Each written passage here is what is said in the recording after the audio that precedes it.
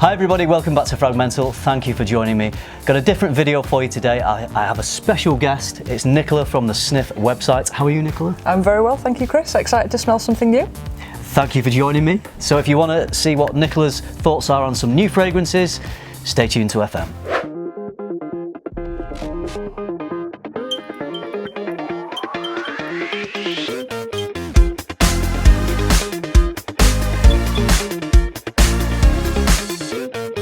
So I'm joined by Nicola, who writes for a website called the Sniff website. Mm-hmm. Yeah. What's the website address? It is the-sniff.com. I will leave a link to the website in the description below this video. Nicola writes fantastic, evocative, very eloquent reviews. Really describes scent in a very interesting way. So do check out the website. We both live in York, and we've been talking for a while that we should meet up and we should at least have a chat and meet up and smell some fragrances. So that's what we're doing today. Funnily enough, we actually met first in Italy, didn't we? We did, yeah. At Essence in Milan. So this is our second meeting, but we didn't do anything content based. It was just a quick hello. Nicola is going to smell a few things that I'm familiar with that she isn't, and it will just be interesting for her to give us her opinion. She's not used to talking on camera, so this is another first. We're going to start with a fragrance that is one of my favourites. And, well, before I say anything else about it, I'm just going to spray it and let you give us your opinion on it. So this fragrance is Tuscan Leather from Tom Ford. Thank you. It's warmer than I thought it would be. Obviously leathery. Yeah. But it's softer as well. It's quite, it's not as aggressive as I thought it might be. That's interesting. Okay. Yeah, it is a bold scent, I suppose. Yeah, some people could describe it as being aggressive because it is a bit of an onslaught to the olfactory sense because it's strong, isn't it? It's doing a lot. But it's not harsh. It's got, and it doesn't smell sort of contrived. It smells really natural and really. I imagine it's quite easy to wear. Is it easy to wear? I find it easy to wear. I adore it. I think it's great. I think the sweeter, fruity aspect, the raspberry in here is stronger than the leather, although the leather is still quite prominent. Yeah. Now I don't get raspberry at all. Oh really? Okay, right. So your opinions are quite interesting because this scent is well known in the community for guys really enjoying it and really wanting to wear it, but their partners not enjoying it, not thinking that it's a smell that they enjoy to smell on their other half. Not exclusively like that, but that is a general opinion. So it's interesting that you think it's quite smooth and quite an easy wear. Yeah, it's got a slightly stoniness to it. Now it's drying on the blotter. It's got a slightly pebbliness, which I really like. I find that quite. I've got a lot of fragrances that have something like that in, and I really like it. So Tuscan Leather's a thumbs up from you. Yeah. All right. Great. Now, we're going to try one from Fragrance de Bois. Now, you have smelt one from their house, haven't you? Yeah, I've smelt Oud Vert Intense, which I really liked. Yeah, I haven't smelt that, but this is one I really enjoy. Oh, that's gorgeous. I love that one. It's big, isn't it? It's big, yeah. It's juicy, florals as well. Yeah. It's really, there's something in there that's really interesting. Yeah, I mean it's quite an indolic fragrance. It's definitely got the jasmine in there. I think it may be tuberose as well. Yes, I think it is. It's very. I find it to be very smooth. Very smooth, and I can imagine it smelling great on both women and men. I agree. And anybody else as well. Unisex for sure. And very summery, carefree, just. Yeah, that's beautiful. Yeah, I think a very easy wear in the summer, but because of its density, I think you could easily wear this in colder weather as well. Yeah, that's a great one. Yeah, and on skin, it just projects. It's a big one. It lasts and it projects. Do you find that a slightly more feminine one, or? Yeah, compared to say something like Tuscan Leather, it does lean a little more feminine. And I think I probably have some friends that aren't as into fragrance that might think a bit too feminine for me, but I I think it's the white indolic nature of it that people think of as leaning a bit more feminine. But I enjoy white florals.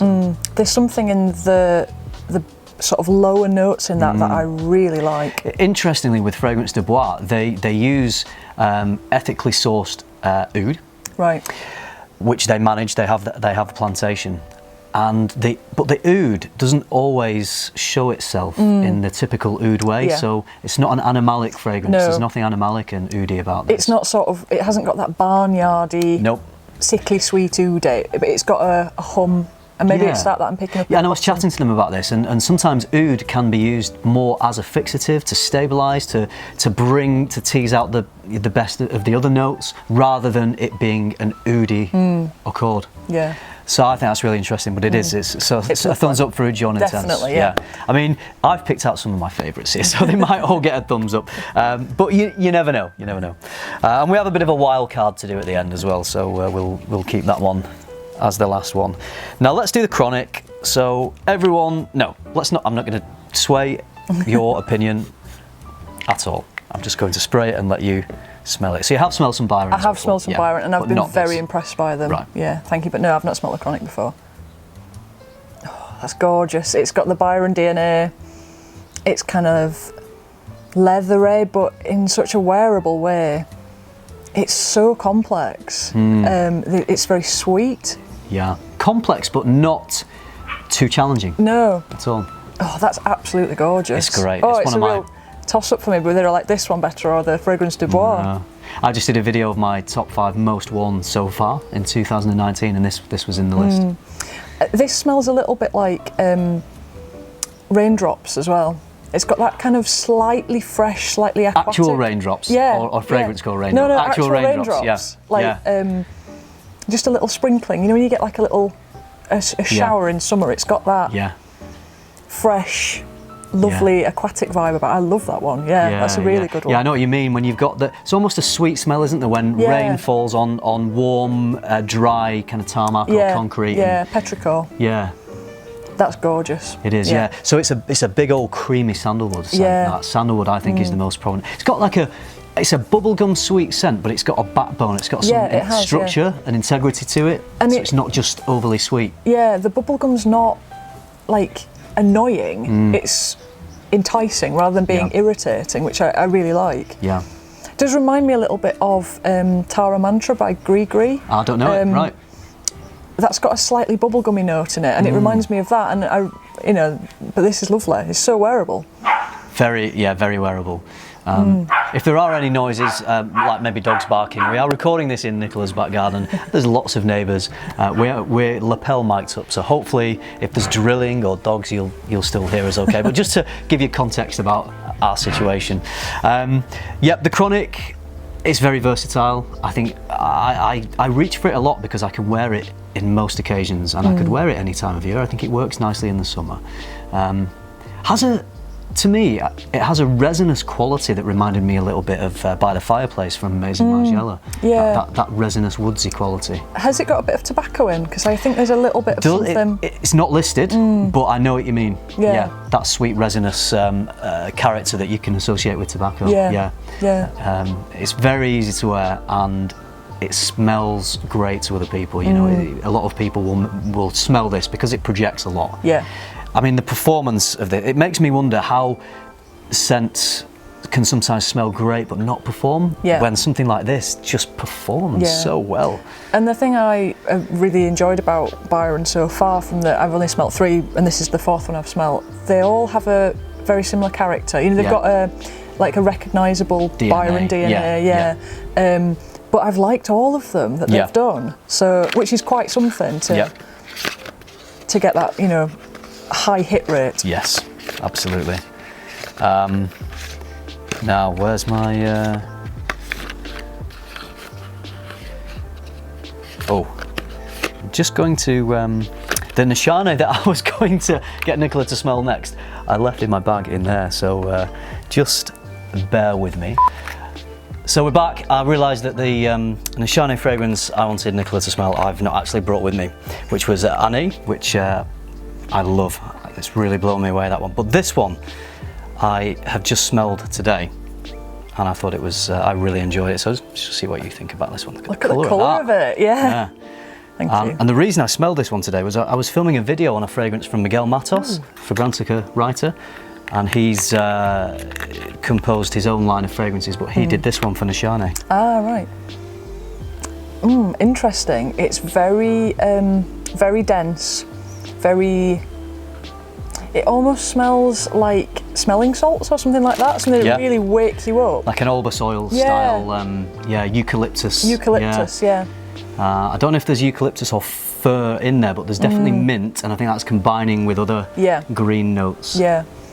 It's really, I imagine this projects like a complete monster. It does, it does.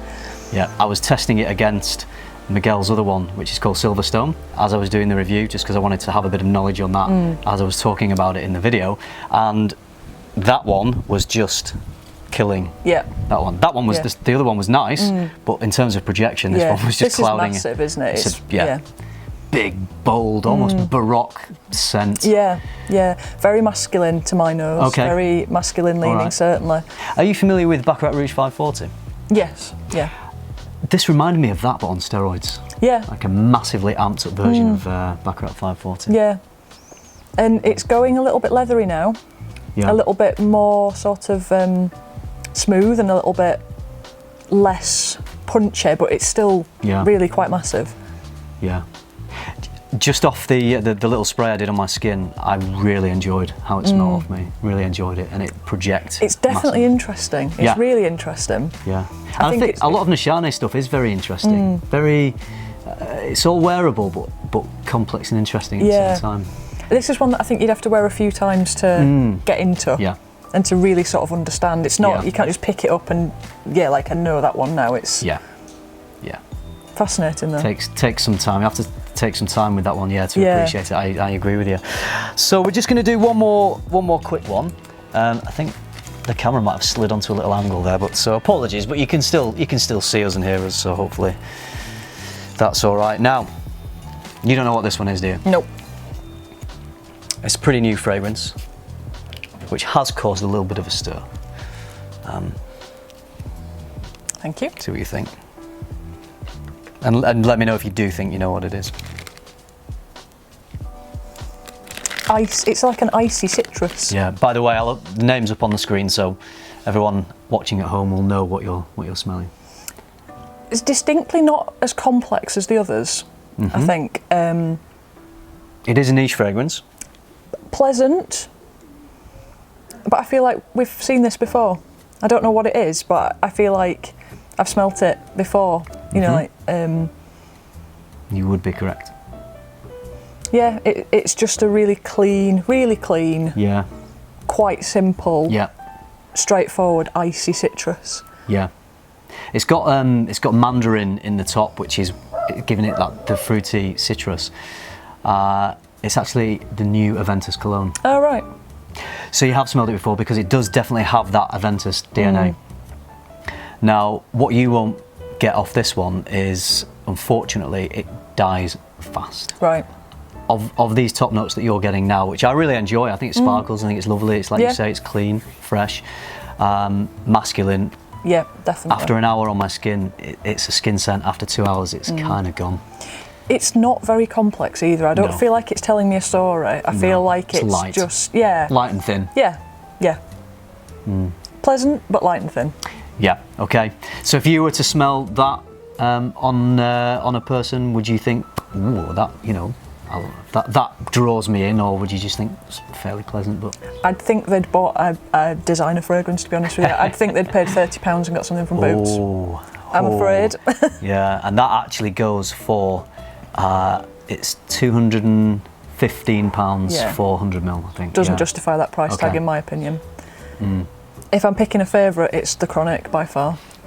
Okay. Yeah, that's beautiful. Yeah. That happens a lot with the Chronic. People will smell it, and there's a friend of mine, Steve, who has a YouTube channel, and he was doing a lot of cheap fragrances, a lot of designer fragrances, and we met up in York to do a video. He smelt the Chronic, and he was like, I've got to buy that. And it was his first niche purchase. Oh, well, that's yeah. great. Yeah, but he loved it, and friends love it. I actually gave a bottle to my dad. He loved it.